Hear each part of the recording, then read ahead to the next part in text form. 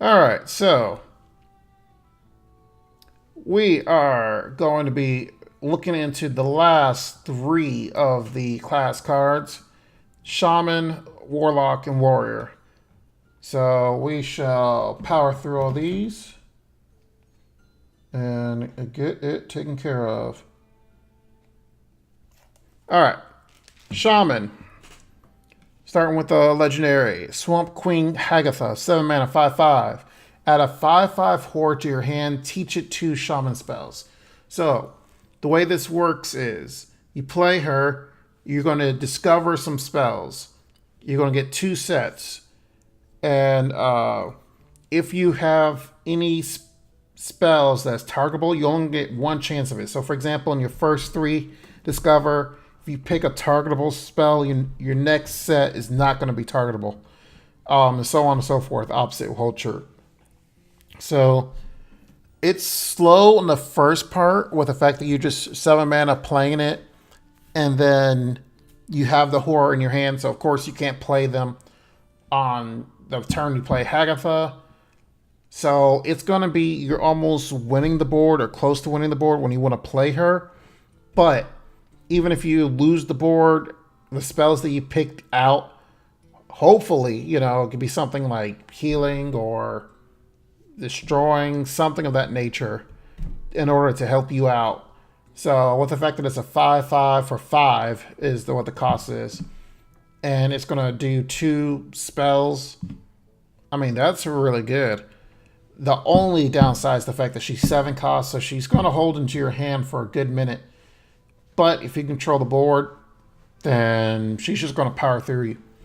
Now, the question is it a win more card? So let's take a look and see all the stuff that Shaman's losing. Oops, wrong one.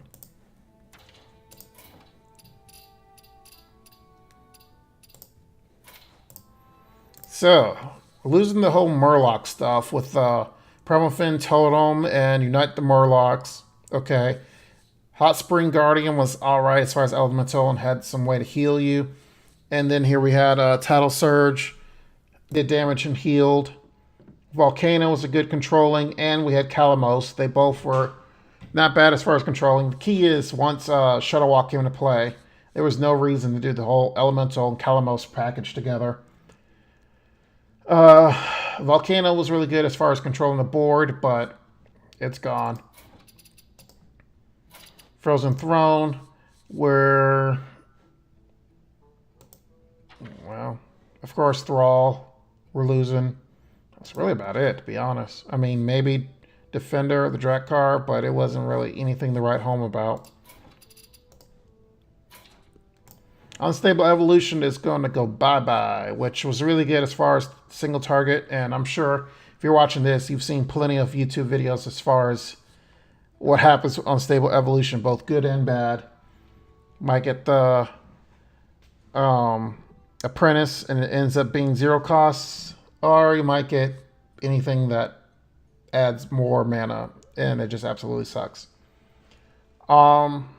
Healing Rain was really good as far as healing, but that sucks that we're losing out on that. That's really about it. I mean, Grumble was good for Shadow Walk, returning to your hand, the bounce back effect for it, but so Shadow Walk is, I mean, there's still ways to bounce Shadow Walk back into your hand, but with the fact that now Shadow Walk is not as strong as he once was, and with all the new battle cries coming into play, I mean, it's not going to be the same as it once was before. So the key is, so the things that we're keeping. So we got all these different spells with Haunting Visions, Reign of Toads. So something like Reign of Toads would be good for Hagatha. So then that way you can kind of play it and control the board because it's bringing out 3 taunts. Let's see, Boomsday. So you're going to get spells here that kind of help out. I mean, you might be able to draw cards. Stormbringer, I guess that would be pretty good to use for Hagatha if you have a lot of minions on the board. So One thing about Stormbringer that I've seen that's can be a hindrance is that a lot of people try to wait until that magic moment. It's like, oh man, I got a whole bunch of cheap guys in my field. Then I'm going to Stormbringer and make them all in legendaries. And I've won many a times where I know that's what my opponent's doing, and I just, you know, not necessarily do unfavorable trades, but do trades to be like, nah, I'm going to make sure I diminish the probability of you doing that. And because of it, they end up losing the game because they trying to look for this super awesome magic moment in order to do it, and it never comes, and they lose. So Hagatha is going to be okay now, but and as more and more expansions come out and they make more and more spells, especially targeting spells or healing spells, she's going to get stronger and stronger. So unless they honestly make some really sorry spells for Shaman, I think Hagatha is going to be good. It's just, of course, getting to 7 and taking that one turn of tempo loss. But she's still a 5/5, nothing to scoff at when you play her. All right, Scargill, 4 mana 4/4. Your Murlocs cost 1. So we saw this huge Murloc package, which you can kind of see half, not necessarily half, but a lot of the different cards add that aspect to it. So they lost the quest, so there's no getting Murlocs that way. So they kind of reintroduced Murlocs into Shaman because of it. So is it good? Is it bad? I mean, honestly, this guy is okay with the fact that Murlocs cost 1, and he's almost like a pseudo taunt. If you play him, your opponent wants to kill it. So then, if you're not comboing him with something, as far as other Murlocs, they want that guy dead. So then you don't just go crazy with Murlocs on the board. Now, really, what you kind of skip ahead here is what's making Murlocs great is this guy. 2 mana 2/3 Underbelly Angler. After you play a Murloc, add a random Murloc to your hand. This guy alone is what's going to make the Murloc package work. The fact that he's a Murloc, you play him, and he powers through and gets more and more Murlocs in your hand. If this guy wasn't printed, then the whole Murloc package would just absolutely be atrocious and be no reason to do it. But because we have him and we have Scargill, Murlocs can be, hey, we're back in the days, like, really? A guy played a Murloc? Now it's going to be like, oh man, this guy just played a Murloc. Got to be careful. Next, 5 mana 4/4 Muckmorpher. Battlecry. Transform into a 4/4 copy of a different minion in your deck. So, even if you have 2 Muckmorphers in your, let's say, one in your hand and one in your deck, and you play this, he won't turn into another Muckmorpher and be like, oh, that's a miss. He's going to guaranteed turn into something that's 4/4. So,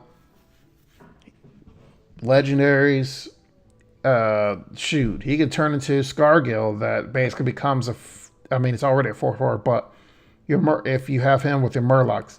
Now, granted, I don't know if you really want to play him with the fact that you're running the Murloc package, because it'd be almost like you're playing your Murlocs at a higher cost because he's 5. But if he's going to be in your deck, it's going to be more of a not necessarily minion based, but it's going to be like a controlled minion based deck where you know what's in there in order for him to turn into. So you're going to have a game plan if you have this guy in your deck. Otherwise, there'd be no reason to play him. Next, 2 mana Witch's Brew. Restore 4 health. Repeatable this turn. So this is basically Echo. The only thing is they didn't want to add the Echo theme because it was only for Witchwood they introduced Echo, which I think is just more of a really? Why make a keyword and you're only going to use it once type deal? The whole point is a keyword so you can use it more times in the future. But regardless, it's a 2 mana restore 4 health Echo effect. That's really all it is.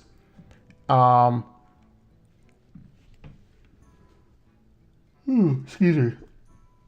As far as it's concerned, I mean, okay, it's a good healing and repeatable healing. So, yeah, I mean, you could heal for 20 at max. I mean, you spend your whole turn doing it. I mean, it's flexible. And, you know, I would say that maybe one of these maybe in your deck. You know, if you're going to be control shaman of some sort and you're worried about your health, then you might. Now remember, it's not only for your main character health. Of course, you can heal all your other minions. 2 costs to do it. You know, we'll see how it goes as far as for future ones. But on contrast, the big one, 5 mana Hagatha Scheme. Deal 1 damage to all minions. Upgrades each turn. So as the game progresses further and further on, this is going to do more and more damage to the whole board. And it's essentially a board wipe as time goes on. By the time you play this on 5, you're going to be doing a lot of damage to the board to where... Now, the key is aggro going to really hurt you? I mean, honestly, if aggro ends up being the meta, you're going to have Witch's Brew to keep you alive, Hagatha Scheme, destroy everything, and then go back to your own aspect. Now, would you play this with your own Murlocs, though? I would see maybe playing at least one of these in your Murloc deck. The key is that you don't want to accidentally, not necessarily accidentally, but you don't want to destroy your own Murlocs while using this. But if your Murlocs are not going off and then you lose the board because your Murlocs have died out, Hagatha Scheme can kind of be that, you know, get out of jail, fix yourself up type deal. Especially if you know, play this, you know, pick up Underbelly Angler and start powering through Murlocs again to kind of bring you back into the game. But otherwise, Hagatha Scheme is going to be a really good card as each expansion comes out. All right, so we already talked about Underbelly. So next is 1 mana 2/1 Sludge Slurper. Battle Cry, add a lackey to your hand, overload 1. So even with what this card is phenomenal with the fact that it is a 1 cost 2 on, you don't even care that it overloads 1 because on turn 2, okay, you're overloaded 1. You're going to be able to play that lackey, or if you have another Sludge Slurper or other Murloc or something, and even in the late game, the fact that it's, I guess it's more like a Firefly, excuse me, effect, because Firefly, you played it, you got a card or another minion on top of it. So with this guy, he's adding a lackey, and those lackeys can do different things. So, I mean, it's a good play. Now the key is it good enough to play this guy if you weren't doing Murlocs?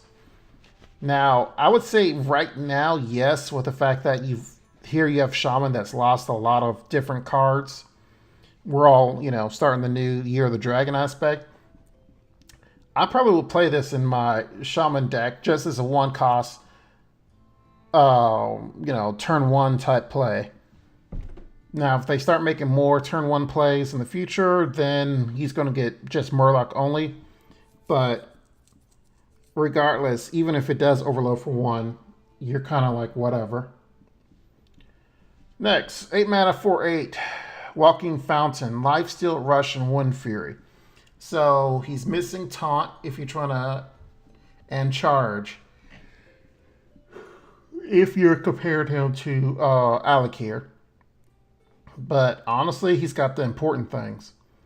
I mean, Alakir didn't have Lifesteal as well, but the fact that he's 8 cost, 4/8, and you can get 2 of these guys, that's pretty good. I mean, Walking Fountain, he's going to be in Shaman decks. And overall, he costs a lot, but the fact that he has Wind Fury, so he, of course, can do like 8, and he lifesteals, so he can heal up as far as heal you up. He quasi has Taunt, so the fact your opponent's going to want to do something about him before he comes back and heals everything back up. Next, 2 mana Soul of the Murloc. Give your minions Death Rattle, summon a 1/1 Murloc. So, of course, your hero power summons totems. If for any reason the totems has been something that's been played, you have several totems on the field, and the fact that here you're probably going to be running this with Murlocs anyway, cheap Murlocs. So solo Murloc will keep your own Murlocs on the board and keep you going to the next turn. So even if the enemy deals with your board, you still have Murlocs on the field that still will help you in this aspect. Overall, it's good, but of course, only going to really be used in the Murloc package anyway. So, and the key comes then is if the Murloc package is going to be good enough to be played. I think it will, especially in the beginning. But as more people, more and more is played, the key is we're losing out on a lot of cards come this new expansion coming out. Year of the Dragon is going to be coming in play, so people are going to be desperate to play anything as far as decks is concerned, just to see what is going to become meta, what is going to be the new meta. And lastly, Mutate. 0 mana. Transform a friendly minion into a random one that costs 1 more.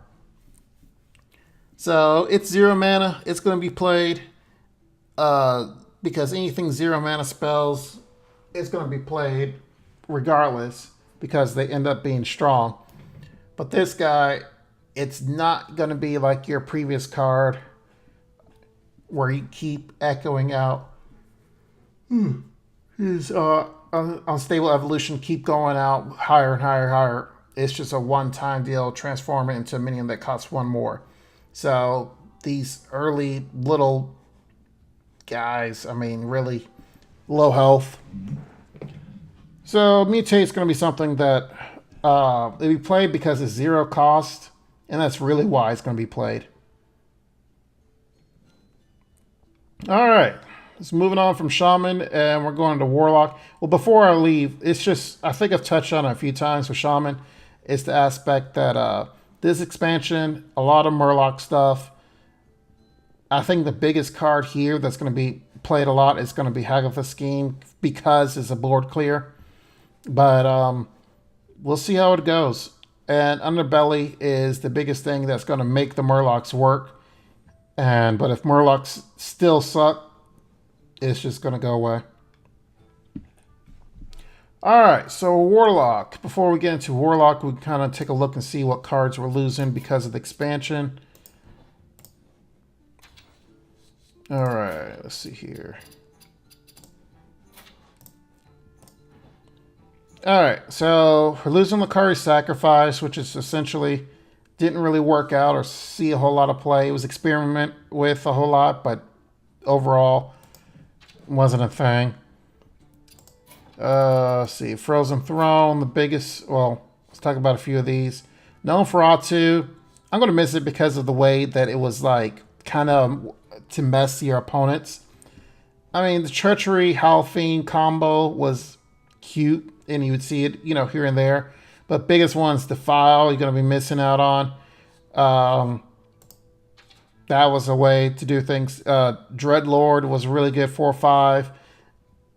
And the fact that he would do 1 damage to everything every turn, that's going to buy. The biggest one is Blood of Reaver Gul'dan. Blood of Reaver Gul'dan was more than likely, I want to say, the #1 hero card. Jaina was up there. I think Shadow Reaper Anduin was up there. But this card alone was what a control deck really was. Him and Jaina was really all about the control. And now, of course, with Shadow Reaper, that was really good when we back in the day. And we had the Machine Gun Priest where your hero power was 0 thanks to Raza the Unchained. But that got nerfed, so it wasn't as prevalent, but he was still around. But Gul'dan, you bring all your demons back that died, so he's going away. Control part of Warlock is kind of going to be like, all right, what can we do? So you're missing Cobalt Librarian. He was good. Homunculus was good. He's played. Gonna miss Hooked Reaver. The Spellstone, as far as with the lifesteal to kind of keep you alive to control. The Skull Minari was great as far as cheating out, certain demons. I mean, Void Lord, oh man, don't even get me started on that. Which, of course, you see that I haven't crafted it, but I mean, to be honest, I didn't really play Warlock a whole lot. If I did, it was mainly Zoo. But trust me, I faced enough of these guys to know what they do. So, missing on a lot of like controlling aspects for the time being with Warlock. So let's see what we got in its place. So in its place, we got 8 mana, 5/7, Fel Lord Betrug. Whenever you draw a minion, summon a copy with Rush that dies at the end of the turn. So we could probably talk about this in a little bit more detail later. We'd see like stuff like plot twists and such. But whenever you draw something, it's going to be there. It's going to have Rush. Okay. 7 mana, 7/8, Arch Villain Rafan. Rafan is back, and he has Taunt. Battlecry, replace your hand and deck with legendary minions. So he is essentially the gold monkey that he was sought for in the previous expansion. The only issue is legendaries. Are they good now? Are they able to win you the game? The problem is it's just so random. I mean, yeah, you're in Warlock where you can tap and get cards and you'll get your legendaries more and more. But it just ultimately comes down to what you get as far as legendaries, whether you're going to win the game. That is going to be more meme aspect and less more competitive. Now, of course, it's going to be fun. Granted, we'll see tons of videos of all these legendaries people get. That's going to be great. But competitive-wise, it's like, thanks, Rafon, I guess. Next, 10 mana, 8/8, Jumbo Imp. Costs 1 less whenever a friendly demon dies while this is in your hand. So, you'll see a lot of different things here. Inferno, Rafon Scheme, where you can get imps if this guy's in your hand. So, he's basically like the giants, but Warlock themed to be an imp giant. So, it all basically, I mean, the problem is with this guy, you're going to have it in your hand and have a lot of minions die, almost zoo-like. But as far as top deck, he's going to absolutely be atrocious. The 10 mana 8/8 that you top deck is going to feel real bad. Next, 6 mana Darkest Hour. Destroy all friendly minions. For each one, summon a random minion from your deck. So this is going to be, this costs a lot. Where you destroy everything on your field just so you can reback your field from your deck. No. Now, of course, this will be good if your field, really the only thing is about it, if your field is full of imps, 1/1 imps, destroy it and then pull a lot of stuff from your deck. But a lot of stuff like Rafan or things of that nature that's in your deck, you're going to want the battle cry from it. So, I mean, that's a whole lot. I don't think that's going to work out. Next, 4 mana 2/2, Eager Underling. Death Rattle. Give 2 random friendly minions +2/+2. So when this guy dies, you're going to give random friendly minions +2/+2. So +2/+2 is a lot. I mean, this is a 4 mana 6/6 right here, if you want to count those into it. The only drawback is the fact that your opponent, if he was attacking, is going to clear out everything else and leave this guy left before killing him. Unless you have some way to kill him off. But if you have some way to kill him off, you just pay 4 mana plus whatever it is just to kill this guy. And that doesn't feel good at all. Next, 3 mana, Inferno. Give your demons +1 attack. Deal 1 damage to all enemy minions. Alright, so the aim here is to essentially buff your demons by 1 attack. You have a whole board full of demons, just regular +1 onto all of them, and then it does 1 damage to your enemy side. It's weak. For 3 mana, it's weak, conditional, and just dealing 1 damage to your enemy board. Okay, for 3. I mean, it's supposed to swing you, but I mean, by that time you're already winning. It's more of a win more card, so just skip out on it. Don't even include it. But the more interesting one, 2 mana, Plot Twist. Shuffle your hand into your deck, draw that many cards. So this is where the Fell Lord comes into play, because you have him on the board, you play this, say goodbye to your hand, and as you get more cards, this guy is going to summon them with Rush, and it's going to be a copy of it. So that's where the aspect comes. That's where he is going to be stronger. Of course, you can combo it together, 8 mana and 2. So, you know, turn 10, you can do this. But that's where he's going to shine, and only that. Warlock, of course, doesn't really have a control aspect. So this is going to be your control aspect. Unless you have Rafan and you play him late game. But by that time, because you're relying on legendaries, that's not really something to rely on. All right. 6 mana, 4/6. Aranasi, a Broodmother. Taunt.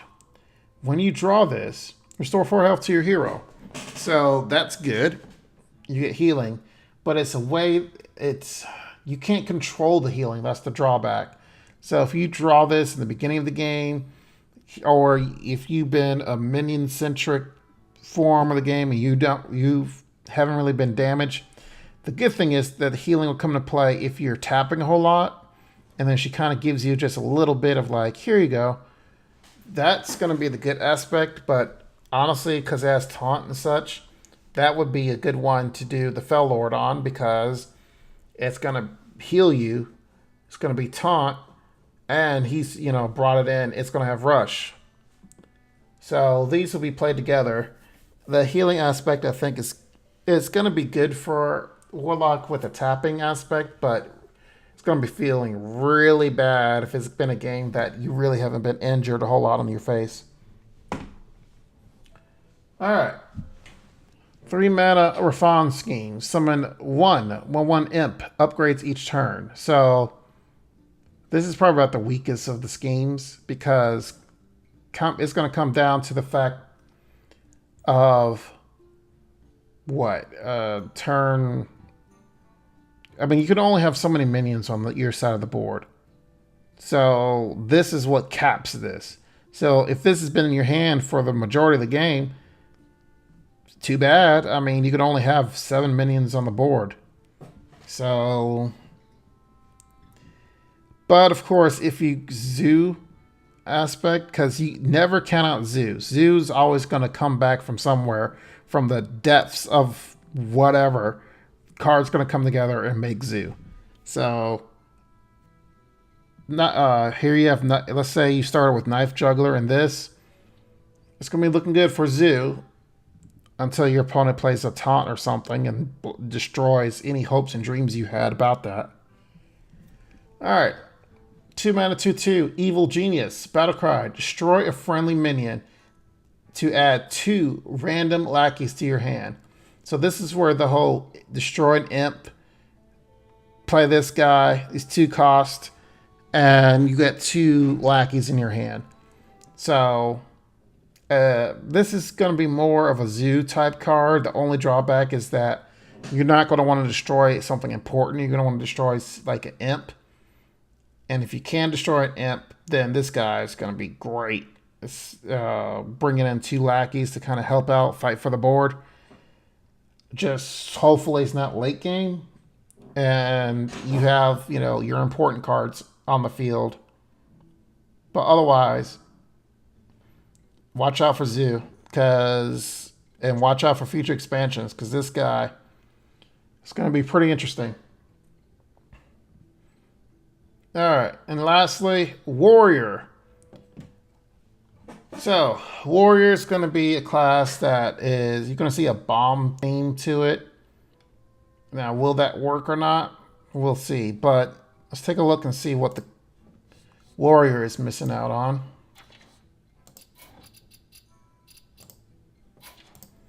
Starting with Unguro, they're going to lose their quest as far as getting the hammer, soul threads, and using that.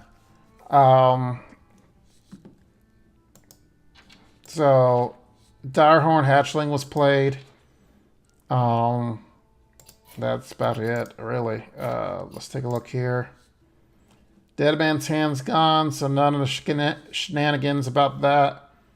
Blood Razor's gone. That was used quite often. Oh, I'm going to miss Rotface. Rotface. I actually like that one. And Scourgelord Garrosh. He was okay, but not really that strong. Alright, for Cobalts. Reckless Fury was okay, but of course it destroyed all your armor.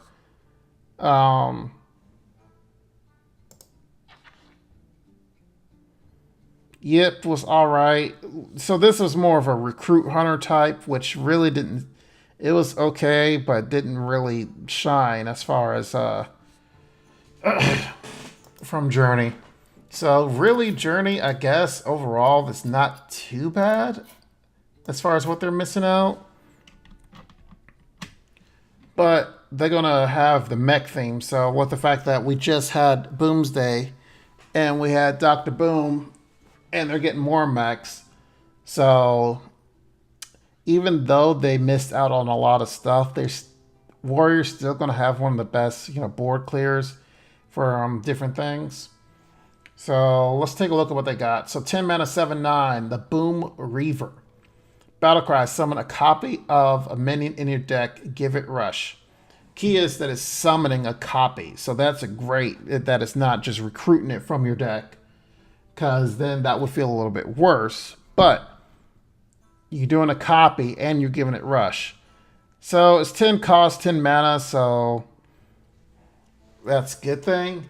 But remember, all of these mechs that you see here, with the fact that you have Dr. Boom as a hero, one of those is discovering a mech. So just because you don't input any of these guys into your deck for whatever reason, you can still use them in the controlling late game for a warrior. So that's still pretty cool. All right. Now we have Dr. Boom himself, 7 mana, 7/7, of course. Blast Master Boom. Battlecry, summon 2 1/1 boom bots for each bomb in your opponent's deck. So almost like the old school Dr. Boom. But this has to deal with a bomb centric. So if you have just one bomb in your opponent's deck, then it's classic Dr. Boom. But the key is, we don't want to be classic. We want to be extra. So the more bombs that you have in your opponent's deck, the more boom bops you're going to have. The key is, are those bombs going to blow up in your opponent's face when you want them to or not? That is the question, we shall see. But Dr. Boom, or Blastmaster Boom, I definitely would have that in my deck.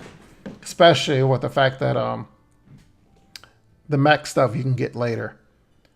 Alright, next, 4 mana, 4/5, Omega Devastator. Battlecry, if you have 10 mana crystals, deal 10 damage to a minion.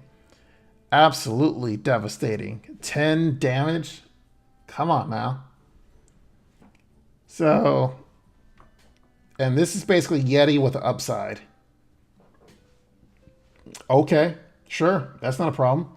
And the fact that you got to remember, Ziliacs, all that stuff, the mechs, there's stuff that can bond with the different mechs. So Omega Devastator is going to be great to have as another way to remove your opponent's stuff. So it's going to have plenty of removal.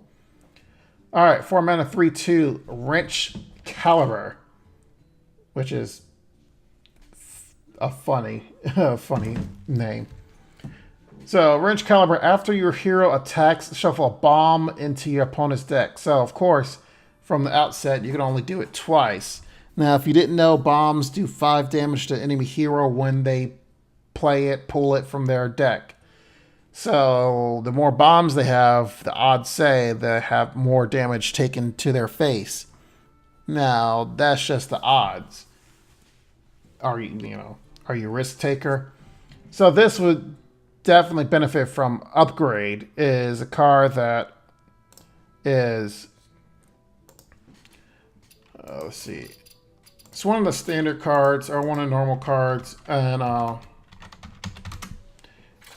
essentially, it gives your weapon +1/+1.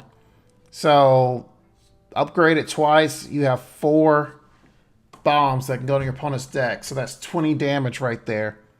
If they pull it, if they don't heal or have armor, things of that nature. But the more bombs that's in there, the more Dr. Boom's going to have boom bots, and yeah. It's going to be a deck, but the key is it viable with the fact of are those bombs going to work? We shall see. So another 10 costs card, Dimensional Ripper. Summon 2 copies of a minion in your deck. So of course, summoning once again. And it's going to be 2 copies of the same minion. So you're hoping something like Boom Reaver or something important is in your deck. And it's going to play those 2 copies of that minion. So it costs a whole lot. So you better hope that that minion is good. Because if it isn't, or you don't have one, good job on wasting your mana. Alright. 3 mana, 3/3. Clockwork Goblin. Battle Cry. Shuffle a bomb into your opponent's deck. When drawn, it explodes for 5 damage. So this is the bombs I was talking about. So this guy on his own is going to put another bomb in your bonus deck. So there's ways to put bombs in your opponent's deck. And this is a cheap 3-cost way of doing it. Even in the late game, if you were to make this mech from Dr. Boom, it wouldn't be too bad because it's a 3/3 that makes a bomb. And in the late game, your opponent, unless they're control, may not have a lot of cards. I mean, they're really not going to have a lot of cards in your deck. So the higher chance of them hitting that bomb and making it easier for you to kill them. Sounds good. 2 mana, Sweeping Strikes. Give a minion, also damages minions next to whomever this attacks. So we saw this in some other creatures like Hydra for Hunter and such. And I don't know. I don't really think it's going to be good to pair it off for 2 costs. You're going to want more removal for deck space. And that's one thing about Warrior. He's going to want a lot of deck space in order to get these single target removals, because there's going to be a lot of interesting cards out there.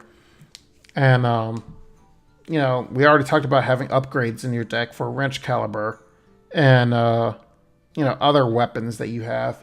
So, unless in the future they print a really strong or some strong minions and such where you can add this onto it, I see this being experimented with in the beginning, but after a while it's not going to be played. But we shall see in the future what minions come out and what can be added to it. Alright. Dr. Boom Scheme. 4 mana, gain 1 armor. Upgrades each turn.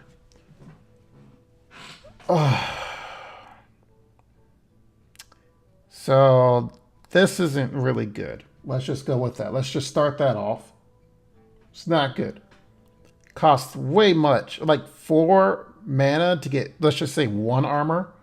Or let's just say you've had a long game. You've played up to what? Turn 12, 13. I mean, you're going to have these late games with Warrior. But were you going to pay 4 mana to get that much armor?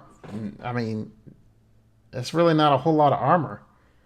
So, and the art is of bombs, of Dr. Boom putting bombs, but what does the bombs have to do with armor? Nothing. Anyway, next, we're going to 2 mana, 2/2, a Vicious Scrap Hound, mech. Whenever this minion deals damage, gain that much armor. So, of course, you're going to basically gaining 2 armor each time it attacks. So, 2 armor, it's fine. It's a 2-cost, 2/2. And you got to remember, a mech. You can discover in the future. So from the outset, it's basically okay 2 cost card. Um, but I don't know if it's something you're going to really play in your main deck, you're going to put in there. But as far as discovering it, it can get you some armor. With 2 health, I mean, you 2/2, it's not going to get you a whole lot of armor, but it's something. And finally, 1 mana, improve morale. Deal 1 damage to a minion. If it survives, add a lackey to your hand. So, it's okay. 1 mana, single target, deal 1 damage, removal, and the aspect that you can get a lackey in your hand. It's okay, but you're going to have so many board clear. You're going to have brawl. You're going to have all these different cards that's going to affect the whole board. I mean, we saw in the past, let's see here. So for warrior, let's just go all cards. Because I believe what I'm thinking is no longer.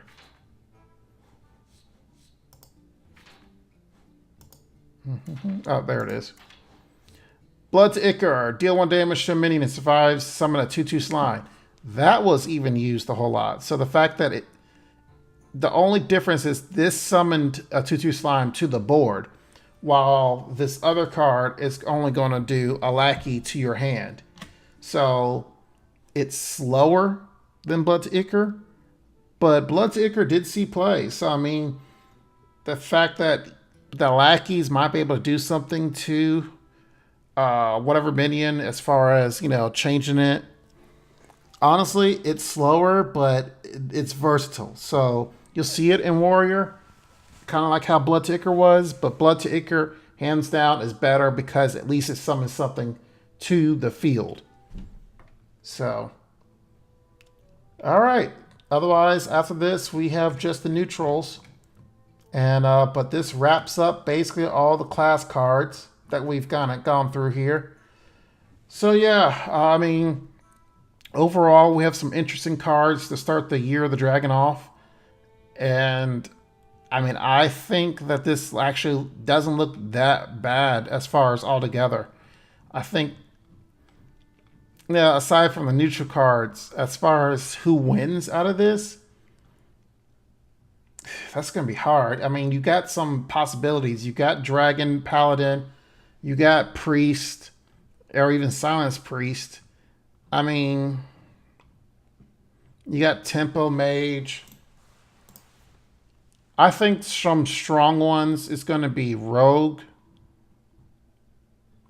because it's definitely going to be experimenting with Priest and Warrior. Now, the only way I say Warrior might be still good is the fact that here we already have the hero, Dr. Boom, with the different mechs. So the more mechs that gets printed, the stronger that Dr. Boom can get. Now, Hunter does have Zul'jin, so any of these spells that you see here, he can recast again. So we have, like, for example, Hunting Party. You play that once, and you have Zul'jin play it again. Now, granted, that's hoping you have minions, I'm sorry, beasts in your hand. Otherwise, it's worthless. But, I mean, it's a good mix of cards, so we'll definitely see how it all works out. I think as far as some class cards, strong cards, is Convincing Infiltrator. I think is a really strong card. Where's that at? Shaman has Underbelly Angler. That's a strong one that, like I said, literally carries Murlocs on its back. Without it, it just would not be good. Kind of the same with Paladin. You have this guy, Bronze Herald, as a 3-cost card that brings 2 dragons. So is the Dragon Paladin going to be good? It really depends on that one card alone. Caligos is a nice card that, honestly, I mean, I understand why it's in Mage, because Mage has all these spells, but Caligos in and of itself, like, all these cards can suck, and Caligos is really cool. And Khadgar, we're going to have some interesting ones in the future as it's able to summon twice as many of things. So honestly, I think Blizzard has done a good job for a good mix. We're going to lose a lot of cards and a lot of decks. And we're going to add in some new ones here. So we'll see what kind of makes or break everything as time goes on. But anyway, like I said, I've been GP for Analyze It, and we shall see how things go in the future. And YouTube, definitely keep a lookout for the neutral class cards. And yeah, we shall see how things go. And a video for this will be coming out soon, so be on the lookout for it. And as far as Twitch is concerned, it's been a pleasure, guys. We shall see you next time.